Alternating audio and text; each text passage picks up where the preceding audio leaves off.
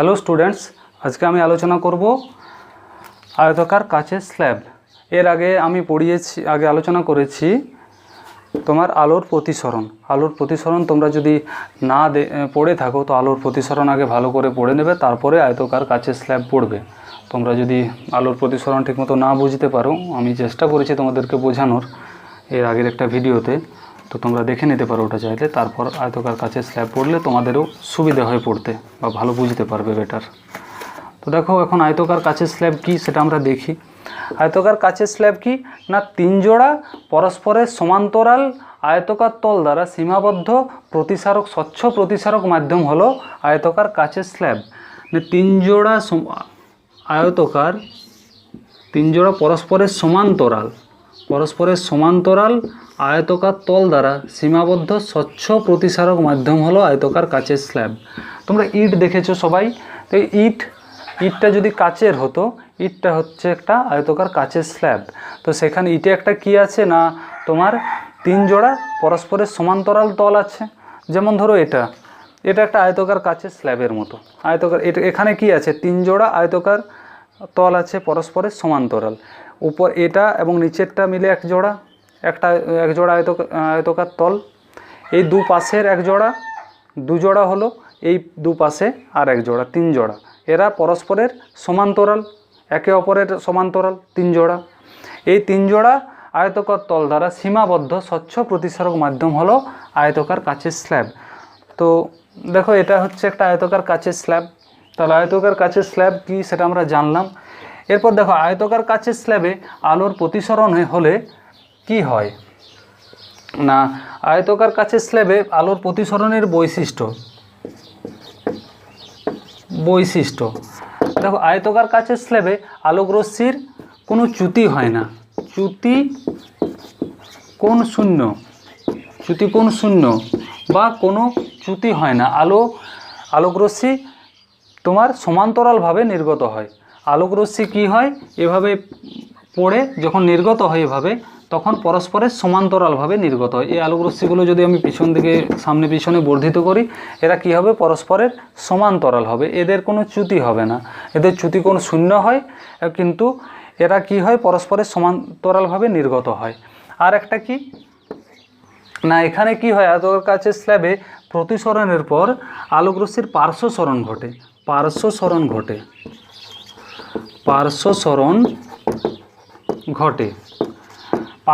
বলতে কি না, আলোকরশ্মি এই যে পথ দিয়ে যাচ্ছিল, এখান থেকে সরে এই পথ দিয়ে যাচ্ছে, এখান থেকে দেখো সরে চলে এসছে অনেকটা, এই যে সরে এসছে এই সরণটাকে বলা হয় কি না, পার্শ্ব সরণে পাশাপাশি সরে এসছে, এই পাশ থেকে এই পাশে সরে এসছে, পার্শ্ব সরণ হয়। তো দেখো আলোকরশ্মি, তাহলে আমরা দুটো জিনিস জানলাম। প্রথমত কি, আলোকরশ্মির চ্যুতি কোনো আয়তাকার কাচের স্ল্যাবে আলোকরশ্মির কোনো চ্যুতি হয় না। আর কি না, আলোকরশ্মির পার্শ্ব সরণ হয়। এরপর দেখো আলোকরশ্মির যে চ্যুতি হয় না সেটা আমরা প্রমাণ করব এখন। তাহলে আমরা আলোকরশ্মি নেব, তাকে আয়তাকার কাচের স্ল্যাবে দুটো সমান্তরাল তলের মধ্যে দিয়ে পাস করাবো। এরকম তোমার দুটো সমান্তরাল তল নিলাম, এই তল দুটো পরস্পরের সমান্তরাল। দেখো এটা যদি এ বলি, এটা বি বলি, এ বি তল দুটো পরস্পরের সমান্তরাল, আমি নাম দিয়ে দিই আরও ভালো হবে, এ বি সি ডি। দেখো এ বি সি ডি তল দুটো পরস্পরের সমান্তরাল তল। আমার আলোকরশ্মি পি কিউ বিন্দুতে এসে এ বি তলে পড়লো, কিউ বিন্দুতে এ বি তলে এসে পড়েছে। তারপর দেখো এখানে বায়ু মাধ্যম দিয়ে আলোকরশ্মি আসছিল, আস্তে আস্তে এখানে কাচ মাধ্যমে যেতে চাইছে। তাহলে কি হবে, আমি এখানে অভিলম্ব টানবো, এই অভিলম্ব থেকে কি হবে, সামনের দিকে সরে আসবে, এভাবে এসে এখানে আর বিন্দুতে পড়েছে, আর বিন্দুতে লম্ব টানবো, অভিলম্ব টানবো, আর বিন্দুতে কি হবে, আলোকরশ্মি অভিলম্ব থেকে দূরে সরে যাবে, এভাবে আলোকরশ্মি অভিলম্ব থেকে দূরে সরে গেছে। তো আলোকরশ্মি এই দেখো পি কিউ পথে এসে কিউ আর পথে গিয়ে আর এস পথে বেরিয়ে গেছে, আর এস পথে। এখন যদি আমি এই পি কিউ এবং আর এস পরস্পরকে সামনে পিছনে বর্ধিত করি, কি দেখতে পাবো যে এরা কিন্তু পরস্পরকে টাচ করেনি বা পরস্পরের সঙ্গে কোনো কোণ উৎপন্ন করেনি। এখন দেখো আমি এখানে কিউ বিন্দুতে পি কিউ আলোক রশ্মির আপতন কোণ আই ধরলাম, I1, ঠিক আছে। এখানে যে প্রতিসরণ হয়েছে n ড্যাশ অভিলম্ব n1 ড্যাশ আরেকটা অভিলম্ব। তাহলে দেখো এখানে কিউ বিন্দুতে প্রতিসরণের পর কিউ আর পথে গেছে, এখানে এন কিউ আর কোণ আমি ধরলাম R1। এখানে তোমার আর বিন্দুতে আপতিত হয়েছে আলোকরশ্মি এসে, সেখানে আপাতন কোণ আমি কিউ আর n1 ড্যাশ এটা ধরলাম R2। এটা একটু ছোট হচ্ছে দেখে নেবে, এটা হচ্ছে R2, এটা R1। আর এখানে নির্গত হয়ে গেছে RS পথে, সেটা অভিলম্বের সঙ্গে যে কোণ উৎপন্ন করেছে সেটা হচ্ছে I2। তাহলে দেখো এখানে PQ আলোক রশ্মি I1 কোণে অভিলম্বের সঙ্গে I1 কোণ করে আপতিত হয়েছে এবং এবি তলে প্রতিসৃত হয়ে অভিলম্বের সঙ্গে R1 কোণ করে প্রতিসৃত হয়েছে এবং সিডি তলে এসে এই কিউআর রশ্মি অভিলম্বের সঙ্গে R2 কোণ করে আপতিত হয়েছে এবং সিডি তলে আর বিন্দুতে প্রতিসরণের পর RS পথে নির্গত হয়েছে এবং যা অভিলম্বের সঙ্গে RS আর N1 কোণ I2 উৎপন্ন করেছে, ঠিক আছে। তাহলে দেখো আমি এখানে কোণগুলোর নাম লিখে দিই না, কোণ PQN ড্যাশ সমান কি না I1 কোণ RQN কোণ RQN সমান কি R1 কোণ QRN1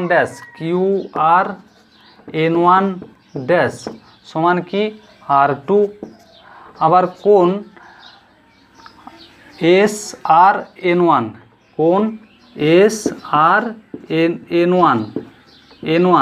সমান কত I2। এই হলো আমার কোণ।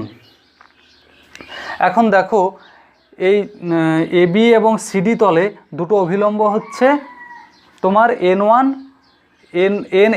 N ড্যাশ আর N1 ড্যাশ। দুটো সমান্তরাল তলে আমি যদি দুটো অভিলম্ব টানি, এই অভিলম্বগুলো পরস্পরের সমান্তরাল হবে। দুটো সমান্তরাল তল আছে, এই দুটো সমান্তরাল তলে যদি আমি দুটো অভিলম্ব টানি, এদেরকে যদি বাড়াই ধরো এইভাবে, এই যে প্রথম তলের উপর সাথে যদি অভিলম্ব হয় তাহলে দ্বিতীয় তলের সাথেও লম্বভাবেই থাকবে, যেহেতু এবি এবং সিডি পরস্পরের সমান্তরাল। তার মানে এন ড্যাশ আর N1 ড্যাশ পরস্পরের সমান্তরাল।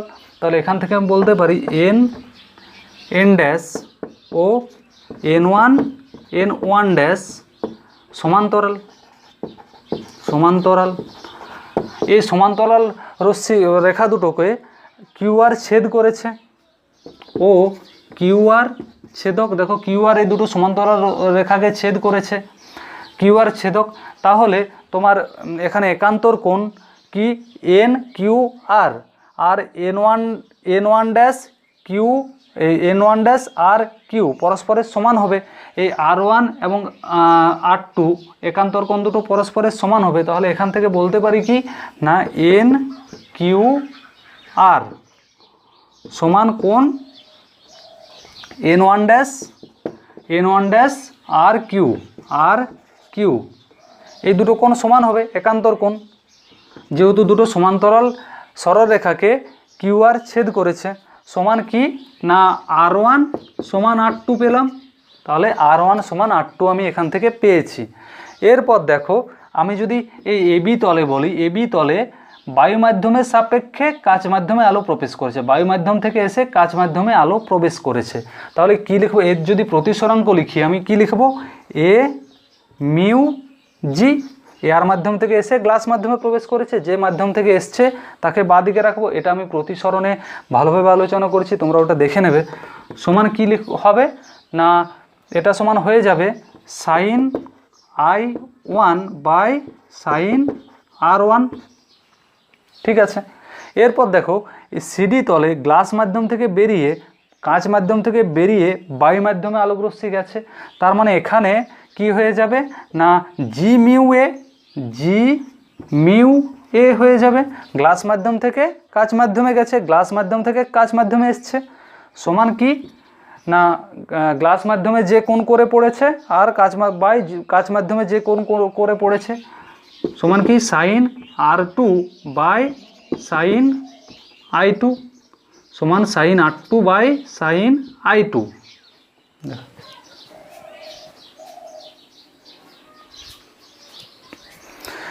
এরপর দেখো প্রতিসরণের নিয়ম অনুযায়ী আমরা কি জানি, এ মিউ জি সমান 1/জি মিউ এ। তাহলে আমি এটার থেকে বলতে পারি যে sign I1 by sine R1 সমান 1/সাইন R2 বাই সাইন I2 বলতে পারি এটার থেকে। তাহলে এটা উল্টে গেলে কি হয়ে যাবে না সাইন I2টা উপরে চলে আসবে, সাইন R2টা নিচেই থাকবে। তাহলে দেখো sign I1 by sine R1 সমান sign I2 by sine R2। এখন সাইন R1 সমান R2 আমি আগেই প্রমাণ করেছিলাম, R1 সমান R2, অতএব সাইন I1 সমান সাইন I2 হয়ে যাবে। যেহেতু R1 সমান R2 তাই সাইন I1 সমান সাইন I2 হয়ে গেল। তাহলে কি হয়ে যাচ্ছে, এটা থেকে কি বলতে পারি I1 সমান I2 বা I1 সমান I2। তাহলে I1 সমান I2 হয়ে গেছে, I1 এবং I2 পরস্পরের সমান হয়ে গেছে। এখন দেখো NN ড্যাশ আর N1 ড্যাশ পরস্পর দুটো সমান্তরাল সরলরেখা, এদেরকে PQ আর RS সমান কোণে ছেদ করেছে। PQ এবং RS সমান কোণে ছেদ করেছে। উপরটা মুছে দিই, এটা মুছে দিচ্ছি, লেখা হয়ে গেছে আশা করি।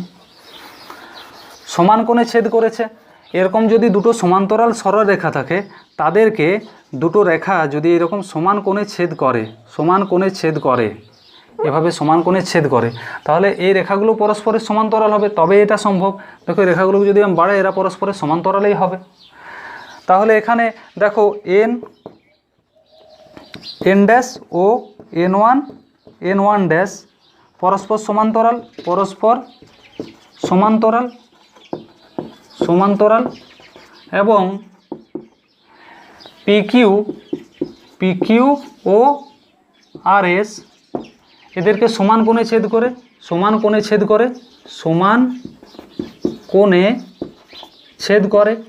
ছেদ করে। অতএব এখান থেকে বলতে পারি যে PQ এবং RS পরস্পরের সমান্তরাল। তাহলে PQ সমান্তরাল কি হয়ে যাবে RS। তাহলে তোমার এই আপতিত রশ্মি এবং প্রতিসৃত রশ্মি পরস্পরের সমান্তরালভাবে নির্গত হয়। ঠিক আছে, এরপর দেখো আমি এখান থেকে কিভাবে প্রমাণ করব যে আলোক রশ্মির কোনো চ্যুতি হয়নি, ডেল্টা সমান 0, সেটা কিভাবে দেখব। আমি তাহলে আগে কিউ বিন্দুতে আলোক রশ্মির চ্যুতি দেখব। মুছে দিই, এটা নোট করে নেব। এখানে কিউ বিন্দুতে চ্যুতি কত হয়েছে, কিউ বিন্দুতে চ্যুতি কোণ কত না এখানে I1 মাইনাস R1 ঘড়ির কাঁটার দিকে না বিপরীত দিকে। এটা দেখো এই দিকে যাওয়ার কথা ছিল, এই দিকে এসছে, এই দিকে যাওয়ার কথা ছিল, এই দিকে সরে এসছে, মানে ঘড়ির কাঁটার দিকে চ্যুতিটা হয়েছে। ঘড়ির কাঁটা এভাবে ঘুরে, তার মানে ঘড়ির কাঁটার দিকে হয়েছে। আর কিউ বিন্দুতে চ্যুতি ডেল্টা যদি বলি ডেল্টা 1 বললাম, ডেল্টা 1 সমান আর I1 মাইনাস R1 কী হয়ে যাবে ঘড়ির কাঁটার দিকে।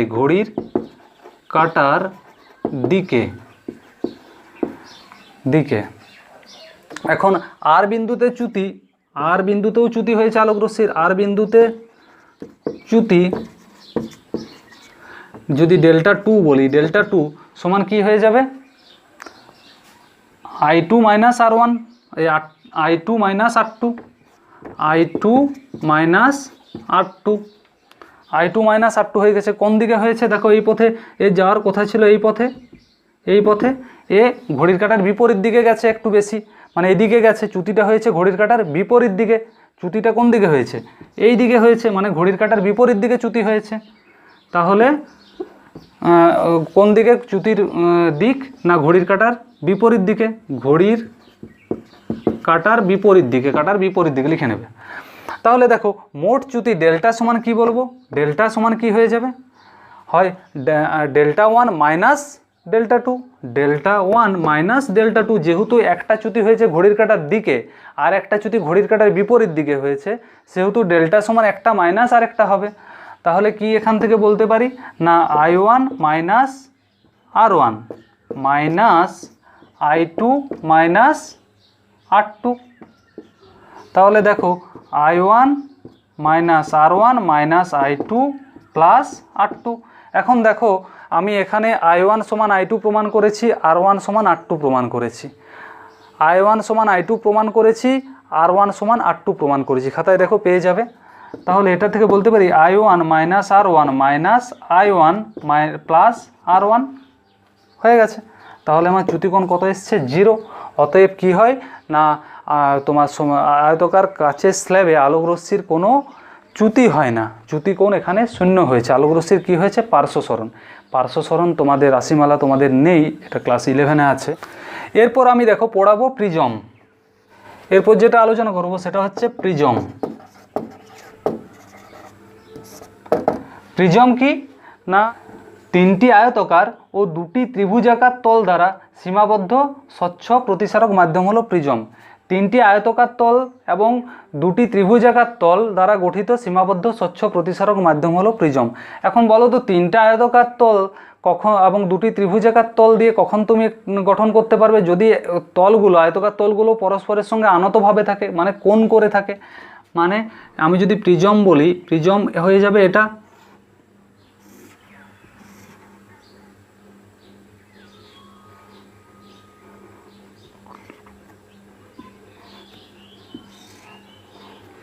এটা হয়ে যাবে একটা প্রিজম।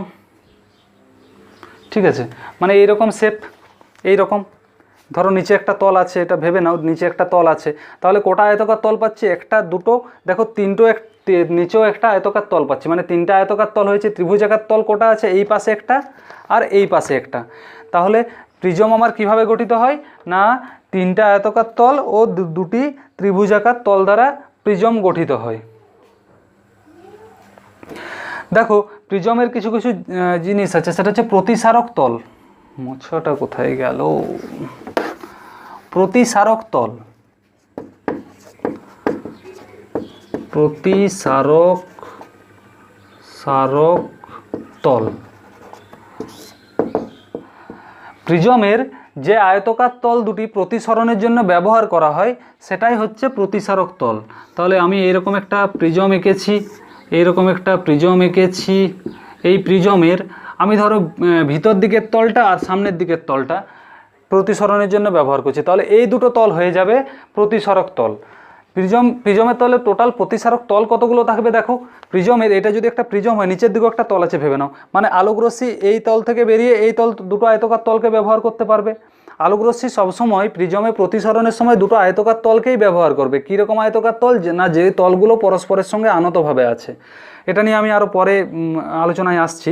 তো দেখো তোমার প্রতিসারক তল তাহলে কোনটা হবে? না আলোক রশ্মি কোন পথ দিয়ে আমি নিয়ে যাচ্ছি সেটার উপর ডিপেন্ড করবে। তাহলে প্রতিসারক তল এখানে মোট কটা আছে? একটা, দুটা, তিনটা আছে মোট প্রতিসারক তল প্রিজমের জন্য, মানে যেখানে প্রিজমের আমরা আলোচনা করব। তাহলে দেখো আলোক রশ্মি যদি এই পথ দিয়ে যায় এবং এই পথ দিয়ে বেরিয়ে যায়, তাহলে এই দুটো তল হবে পরস্পরের প্রতিসারক তল। আবার আলোক রশ্মি যদি এই পথ দিয়ে আসে, আবার এই নিচের পথটা দিয়ে বেরিয়ে যায়, এভাবেও তো বেরোতে পারে। নিচের পথ দিয়ে কি বেরোতে পারে না? পারে। তাহলে এই দুটো হয়ে যাবে প্রতিসারক তল। তাহলে প্রিজম প্রতিসরণের জন্য যে তল দুটো ব্যবহার করে সেই তল দুটোই হচ্ছে প্রিজমের প্রতিসারক তল। আচ্ছা বলো তো আয়তকার কাচের স্ল্যাব, আয়তকার কাচের স্ল্যাব যে আমরা দেখেছিলাম, এই আয়তকার কাচের স্ল্যাবে আমরা কি বলেছিলাম মনে আছে? আলোক রশ্মি আয়তকার কাচের স্ল্যাবে আলোক রশ্মি যখন পরস্পর সমান্তরাল দুটো তলের মধ্যে বেরোয়, পরস্পরের সমান্তরাল, যেমন এই তলটা আর নিচের তলটা পরস্পরের সমান্তরাল, যখন এই দুটো সমান্তরাল তল দিয়ে বেরোবে তখনই শুধুমাত্র পার্শ্বসরণ হবে, চ্যুতি হবে না। আচ্ছা আলোক রশ্মি তো এইরকম কোনাকুনিও দুটো তলকে ব্যবহার করতে পারে, এই রকম ধরো এই এই এই উপর দিয়ে ঢুকলো, এই পথ দিয়ে যদি বেরোয় তাহলে কিসের মতো ব্যবহার করবে? প্রিজমের মতো। কারণ এই আয়তকার তল দুটো পরস্পরের সঙ্গে আনতভাবে আছে, যেটা প্রিজমের মতো। প্রিজমও দুটো আয়তকার তল পরস্পরের সঙ্গে আনতভাবে আছে, এবং প্রিজমে আমরা এই আনত তল দুটোকে প্রতিসরণের জন্য ব্যবহার করি। তার মানে কি বলবো, যে আমার প্রিজম মানে সবসময় যে এরকমই শেপ হতে হবে এমন কোনো মানে নেই। প্রিজমের শেপ, প্রিজমের যে ব্যবহার, প্রিজমের যে আলোকরশ্মির যে ধরনের তোমার প্রতিসরণ হয়, সেই প্রতিসরণটা যে কোনো দুটো আয়তকার তলের মধ্য দিয়েই হবে। আমার এখানেও তাহলে অনেকগুলো দেখো আয়তকার তল আছে। আলোকরশ্মি যদি মানে দুটো সমান্তরাল তল ব্যবহার না করে যে কোনো দুটো যদি কৌণিক তল ব্যবহার করে প্রতিসরণের জন্য, তখন প্রতিসরণ হয়ে যাবে কিসের মতো? না প্রিজমের মতো। আলোকরশ্মি যদি এই পথ দিয়ে ঢোকে, এই পথ দিয়ে ঢুকে ধরো এই পথ দিয়ে বেরিয়ে গেল, উপর দিয়ে ঢুকছে, এই পথ দিয়ে বেরিয়ে, এই তল দুটো পরস্পরের সঙ্গে আনতভাবে আছে, মানে এখানে আলোকরশ্মি প্রিজমের মতো ব্যবহার করবে। এই পথ দিয়ে ঢুকে যদি এই পথ দিয়ে বেরোয়, এখানেও দেখো এই তল দুটো পরস্পরের সঙ্গে আনতভাবে আছে, সমান্তরাল তো নেই। এর সমান্তরাল একটাই তল আছে, নিচের তল। শুধুমাত্র নিচের তল দিয়ে বেরোলে গ্লাস স্ল্যাবের মতো আচরণ করবে। যদি এই পথ দিয়ে ঢুকে এই পথ দিয়ে বেরিয়ে যায় তাহলে প্রিজমের মতো আচরণ করবে।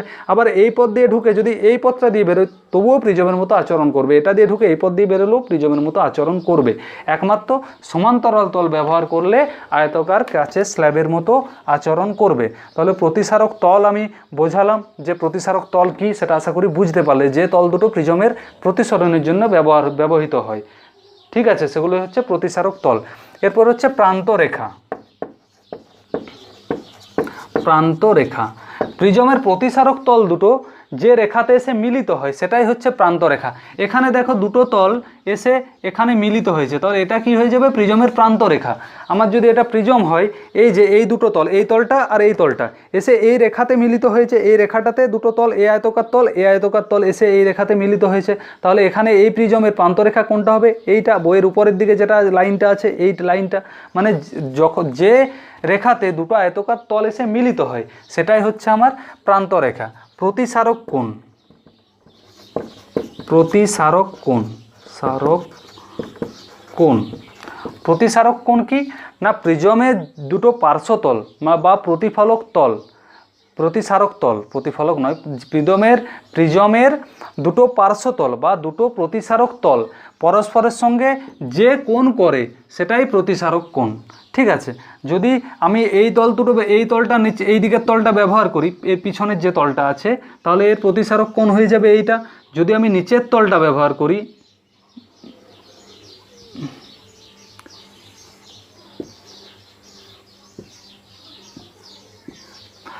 যদি আমি এই নিচের তলটা, নিচের আয়তকার তলটা ব্যবহার করি, তাহলে তখন আমার এই কোণটা হয়ে যাবে প্রতিসারক কোণ।